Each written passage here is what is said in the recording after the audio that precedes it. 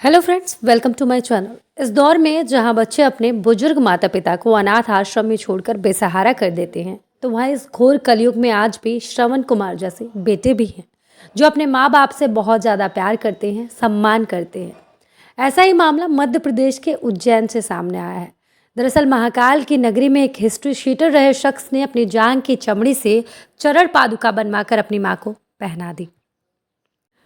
दरअसल ये शख्स कभी क्राइम जगत में बेहद मशहूर रहा करता था, लेकिन इसकी जिंदगी रामायण पढ़ने के बाद बदल गई। जिस शख्स के दिमाग में मारपीट, हत्या, डकैती जैसी चीजें घूमती रहती थी, रामायण पढ़ते ही उसकी जिंदगी ऐसी बदली कि आज उसकी माँ उस पर फक्र करती है।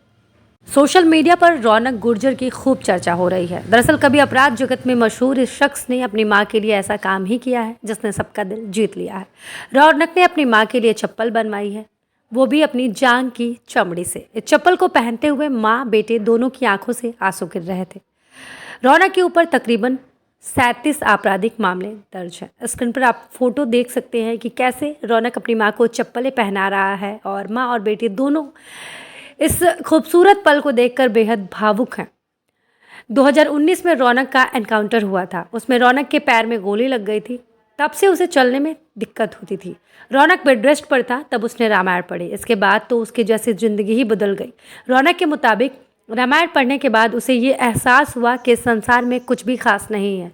सबसे खास सिर्फ होती है तो माँ। माँ के अलावा दुनिया में कोई भी खास नहीं होता। अपनी माँ के लिए रौनक ने अपने शरीर की चमड़ी उधड़वा दी। इसके बाद इसी चमड़ी से माँ के लिए चप्पल बनवाई।